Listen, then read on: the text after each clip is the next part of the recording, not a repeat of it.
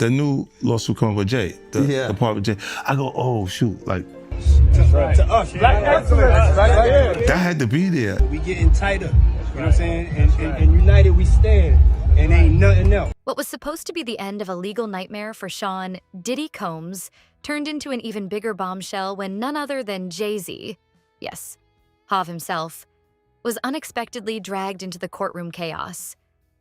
It all happened in a matter of minutes. Now, I bet you want to know why JayZ and Beyonce's name keep popping up around the whole Diddy thing. Well, that's why I'm here. Now, first thing you gotta know is when somebody like Diddy gets taken down, things always start out as a rumor. Diddy has had rumors floating around for like decades. Well, JayZ had a problem. He right there in the corner, by the way. JayZ has had a few rumors himself, but more like speculation. People see JayZ in a picture of R. Kelly, they're like, I guess they both make music. Then JayZ with Harvey Weinstein. People are like, I guess they both do business. Then, of course, JayZ with Diddy. Now, hold on. Here's the thing. JayZ and Diddy go way back. Like back to the days when they were both coming up. So you could say they might just have a lot of respect for each other. But on the other hand, people are like, well, if you've known each other that long, JayZ, you must have known what Diddy was on. But JayZ has always had a history of keeping quiet, which brings us to Aaliyah. Now, I'm sure y'all remember R. Kelly dated Aaliyah when she literally needed her parents' permission slip to get married. Now, if I remember correctly, her parents got the permission slip and said, marry who? And that's how this whole thing got exposed. Now, a lot of people in the industry actually knew about this relationship because they would work with R. Kelly. They would be in the studio with R. Kelly. Now, according to Dame Dash, who, listen closely, was JayZ's first business partner and also dated Aaliyah when she was 21. He said this is how it went. He said he didn't want anything to do with R. Kelly because everyone knew what type of timing R. Kelly was on. He looks over at JayZ and JayZ's out here creating collab albums with R. Kelly. But then he saw why. For starters, everyone had a crush on Aaliyah. People were waiting down the clock until she turned 18. But JayZ decided to get a head start. Now, there was absolutely no proof that JayZ went after Aaliyah, but people were like, let me see another picture. But apparently JayZ wasn't successful and Dame Dash started dating her when she was 21. Now, what does this all have to do with Diddy? It's the secrets. It's the, like what happened to Diddy, making people wonder. Nas came out, well, he technically didn't come out and say this, but while he was having his legendary beef with JayZ, he's doing a radio interview and he's saying, it's weird that JayZ be working with people that need a permission slip to marry somebody, R. Kelly. But again, rumors, kind of like what was happening to Diddy. But then this lawyer comes out and says, boy, do I got some news for y'all. And here's where it starts to get wicked. Now, he's going after Diddy. Specifically, listen closely, anyone that Diddy might have done something to, or anyone who's watched Diddy do some of these things and stayed silent about it. Now, first of all, the lawyer's taking calls from anyone. So theoretically, anyone could just call trying to get some money saying Diddy did this to me, Diddy should pay me. But in the lawyer's defense, I'm sure he's looking for people with proof. Honestly, I don't know him. He could be trash. Anyway, what he said next is what got people interested. He said, and I got some names. He said some wild names. Some names that will blow your mind. He's selling this. He's saying, yo, y'all finna wild out when you hear these names. I'm not gonna say it now, but y'all finna wild out. So people are like, Now, in Beyonce's case, it's just because she's married to JayZ and she's been in the industry for like 20 years. People are like, you must have known something. But that's all people have. Now, in JayZ's defense, he's famously all about the money. As far as we've seen, he's always been around Diddy for like a public event or when money's involved. Diddy had just been declared not guilty in his federal RICO case. Months of stress, speculation, and nonstop media coverage had finally ended. The courtroom was tense. His legal team exhaled. Diddy closed his eyes for a second, seemingly relieved. It was over, or so we thought. Because just as the verdict was read and reporters raced to file breaking news, a clerk handed a sealed envelope to the judge. The judge opened it, scanned the contents, and his expression immediately changed. What followed sent shockwaves through the courtroom. A new subpoena, a new name, JayZ. In an absolutely jaw-dropping turn, the judge announced that new evidence submitted during the trial had triggered a separate inquiry involving Sean Carter. The courtroom froze. Diddy, who seconds ago was basking in legal victory. Of course, regardless of whether information qualifies as exculpatory or impeachment, it must be disclosed in time for its effective use at trial. And the defense continues, moreover, because the government continues to refuse to identify who it views as a victim, also means that the government is also failing to meet its Brady and Giglio obligations with respect to any other alleged victim. Requiring Mr. Combs to follow up on all exculpatory evidence in the 6 weeks before trial is unconstitutionally burdensome. 3,500 materials should also not be produced with an attorney eyes only designation, particularly if the court adopts the government's proposal to delay disclosure of such material until March 21st, 2025. Defense counsel will need Mr. Combs' assistance to properly review the material and effectively prepare for trial. Now, finally, the parties they agree for once. They agree about the witness and exhibit list. The prosecution proposes submitting that list 3 weeks before trial, April 14th, 2025. They say earlier than that doesn't make sense because those motions in limine excluding evidence or arguments won't have been decided yet, and that will affect who or what the government will present.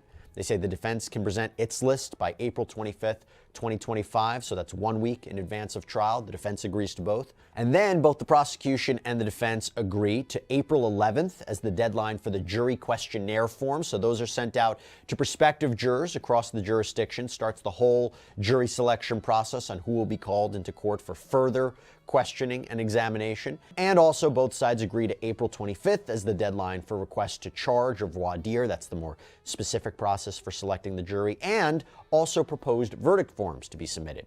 So in the end, what do you see here? You see a little gamesmanship, you see a little strategy, a little practical difficulties all at play here. Remember, it is the prosecution's burden. The defense arguably wants to trip them up, right? They don't want them to be as prepared as possible, trying to take any advantage they can. So this unidentified Jane Doe has sued both JayZ, Sean Carter, and Sean Diddy Combs. This is out in New York. This is out in New York federal court, to be more specific. And she is claiming that when she was just 13 years old, she was raped by both of these musicians at a Video Music Awards after party back in 2000. And now JayZ, who is adamantly denying the allegations, is not only trying to get the whole case dismissed and thrown out, but he is also asking the court to impose sanctions upon Jane Doe's Texas attorney, Tony Buzbee. Now, this may sound very familiar, by the way, because this has been an ongoing legal war between Buzbee and JayZ and his legal team. Accusations that Buzbee engaged in extortion, that his firm pressured a client to lie, that JayZ's camp has been engaging in intimidation and harassment. JayZ called Tony Buzbee a deplorable human being. He even filed a lawsuit against Tony Buzbee. And by the way, JayZ and his legal team, their position was that Buzbee had extorted the rapper, that Buzbee allegedly threatened JayZ during negotiations that he would go public with these claims. JayZ says these are false claims, but public with these claims unless JayZ agreed to pay what they claim is a, quote, exorbitant sum in private mediation within a 2-week period. JayZ says that when he refused, that is when he was named by Tony Buzbee in the lawsuit. Remember, this lawsuit first came out. It was only identified as unnamed celebrity A, and then in an amended complaint, JayZ was identified as celebrity. Looked like he had seen a ghost. According to sources close to the case, the surprise mention of JayZ came from a confidential witness who dropped a bombshell in closed-door testimony. That witness alleged connections between Diddy's business operations and financial dealings that, they claimed, also implicated Carter in a broader network of corporate shell strategies. Let's be clear, JayZ hasn't been charged, but being named in court like this, it's serious. Diddy instantly lost it. Witnesses say he slammed his hands on the table, shouting, "Why are you bringing Jay into this?" He got nothing to do with it. Security moved in. Court officers tried to de-escalate. One of Diddy's attorneys had to physically restrain him from approaching the bench. Cameras were rolling. Reporters captured every second. The courtroom was chaos. And the internet? It exploded. Before the news had even finished leaving the judge's lips, number JayZ subpoenaed was already trending. Headlines popped up across every platform. JayZ dragged into Diddy Rico fallout. Hov's name dropped in final minutes of trial. New York power duo under fire. Social media lost its collective mind. Memes, wild theories, to engage in sex work for him during his white parties from 2004 to 2009 at defendant Combs' homes in Miami, Florida, and Hampton, New York. Again, we do not know for sure if she is now a part of this criminal case, but that's where my mind went, okay? I thought about the time frame. I thought about her civil lawsuit. It's not outside the realm of possibility. So again, we don't know for sure if she's an alleged victim or a key witness in this case, the same way we don't know for sure if Cassandra Ventura is either. But, you know, we're looking between the lines. Oh, and by the way, let me just add this. Generally speaking, several lawsuits have alleged illegal conduct committed by Combs between 2004 and 2008. Okay. Now, one other thing I have to mention about this, the significance of this change, is that the original complaint had 2008 to the date of the indictment. Now it's 2004 through in or about 2024. So that signifies to me they may be talking about a criminal enterprise engaging in illegal activity even after the indictment. And that's not surprising because, as we reported here on Sidebar, Combs has been accused of breaking the Bureau of Prisons rules as he's locked up at the Metropolitan Detention Center out in Brooklyn, New York. He's been accused of using other inmates' PAC numbers, engaging in three-way phone calls, using others to try to reach out to victims and witnesses. Now, I'm not saying this is what prosecutors are referring to, but there have been allegations that he and those close to him have been engaging in alleged misconduct since his arrest and indictment. So maybe that's why you see the change in that time period. All right, so now let me move on to the next change that I noticed. And again, this is trying to broaden out, in my mind, trying to broaden out the scope of alleged illegal activity from just freak-offs. This is beyond just freak-offs. Why? Because in the superseding indictment, it says now some of the commercial sex acts were freak-offs. So you have commercial sex acts that could be illegal that don't, again, rise to the level of freak-offs. There was also another line in the superseding indictment that was new, and I want to tell you about it. It says on page 6, in connection with the commercial sex acts, Combs provided the victims with, among other things, monetary payments, career opportunities, and payment of rent and housing expenses. That is a new line. And it seems to me what they're really trying to do, prosecutors here, are trying to explain the commercial element of these acts, providing or promising something of value to coerce these people into doing this.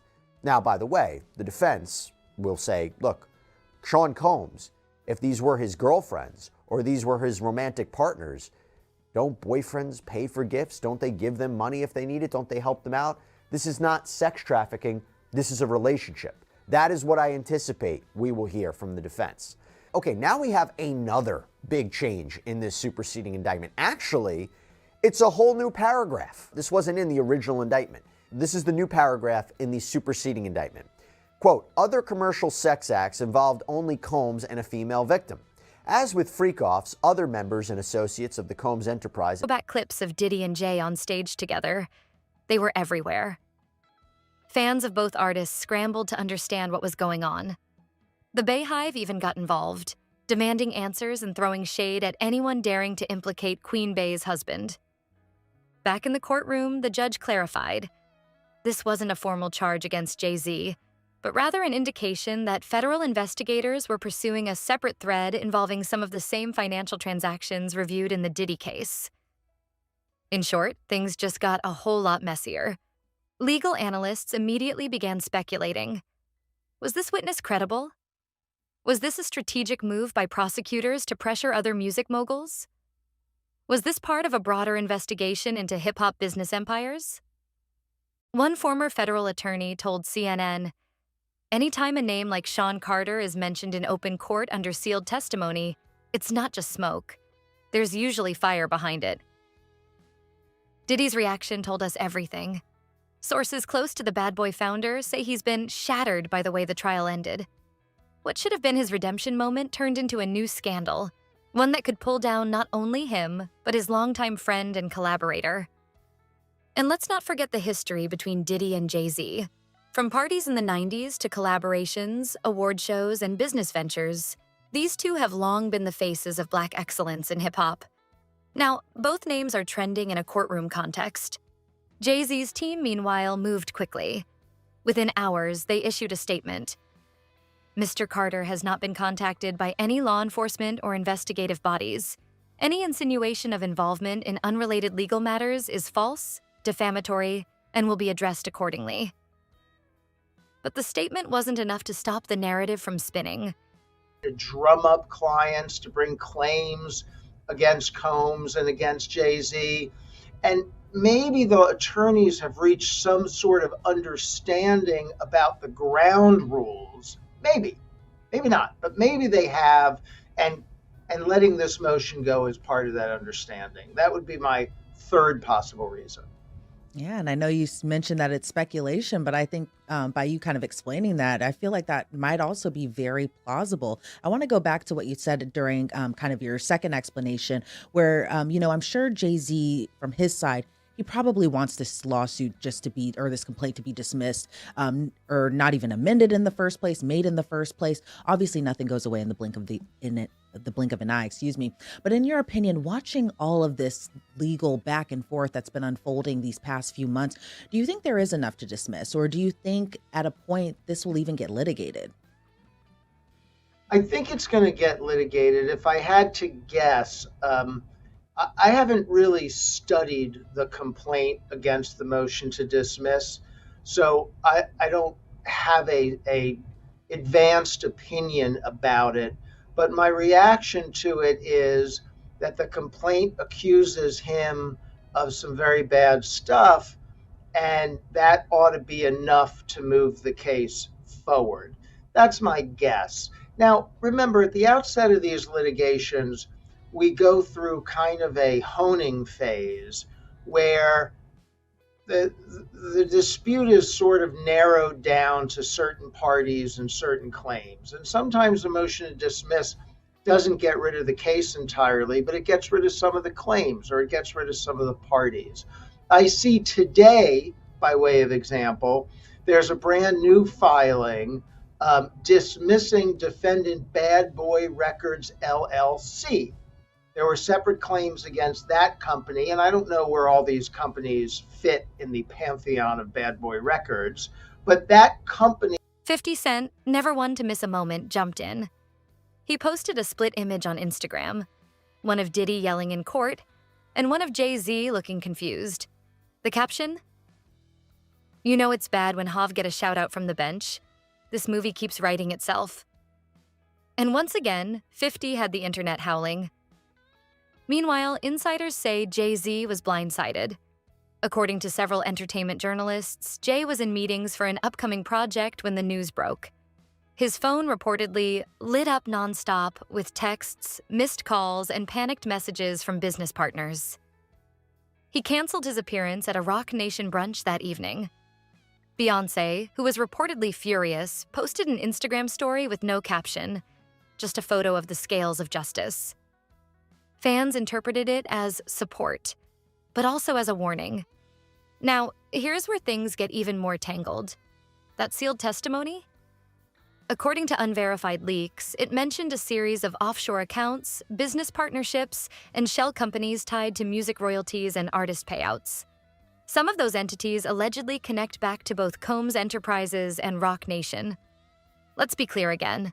Obedient and compliant. So that is very, very similar to the description of the freak-offs. I guess what's happening here, prosecutors might be looking at their case and saying, we're going to describe these alleged illegal sexual episodes, these instances of sex trafficking, and if the term freak-off wasn't used, or it's not characteristic of a freak-off, then a jury could look at this and say, prosecutors, I don't think this is a freak-off as you described. But now broadening it to say we're talking about generally illegal commercial sex acts that may or may not be freak-offs, that is how they're trying to win this case. That's my take, at least. And I think this is really to solidify and crystallize that sex trafficking charge.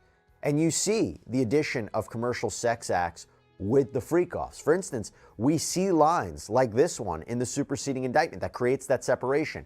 Quote, Combs subjected victims to physical, emotional, and verbal abuse to cause the victims to engage in freak-offs and other commercial sex acts. Okay, now we have another line that was changed from the original indictment. In the original indictment, it read, Combs also threatened victims' careers and livelihoods, including if they resisted participating in freak-offs.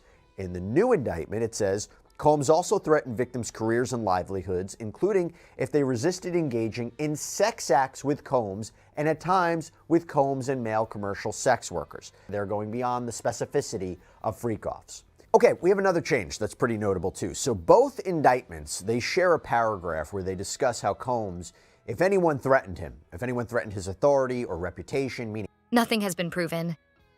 No charges filed, no grand jury summoned. But the mention alone is enough to send shockwaves through the music industry.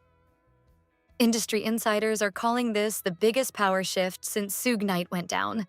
Because now, everyone's fair game. More subpoenas could follow. More moguls could be named. The Department of Justice is reportedly combing through years of business records.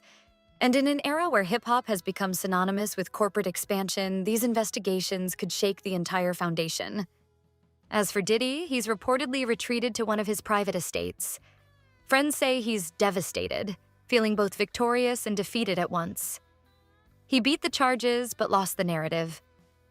Because now he's the man who walked free, but pulled JayZ into the fire on his way out. And that might be the biggest scandal of all. Stay tuned, because if the last 24 hours are any indication, this story isn't ending. It's just beginning. And hip-hop's most untouchable names? They're no longer untouchable. More updates to follow.